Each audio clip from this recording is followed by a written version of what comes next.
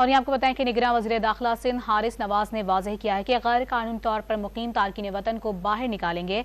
ऐसा मैकेनिज्म बना रहे हैं जो रजिस्टर्ड तारकीन वतन हैं, उन्हें कुछ नहीं कहा जाएगा। DIG वेस्ट के दफ्तर में मीडिया से बातचीत करने का उनका मजीद कहना था कि उनकी नज़र में पाकिस्तानी टीम को भारत नहीं जाना चाहिए था। देखें, ये हमने तकरीबन 1700-1800 लोगों को पकड़ लिया है, उनको वापस भी भेज रहे हैं।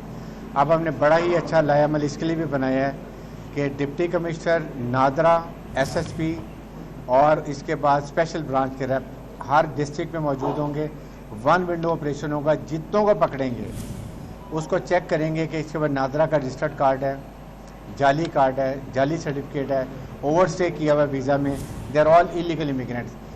लेकिन ये सिक्योरिटी इंडियन गवर्नमेंट की रिस्पॉन्सिबिलिटी है, they have to ensure it. हमारी क्रिकेट टीम गई हुई है, डिस्पाइट लॉट ऑफ रिजर्वेशंस, उनकी टीम नहीं आई थी। I was personally of the opinion कि हमें टीम नहीं भेजनी चाहिए थी।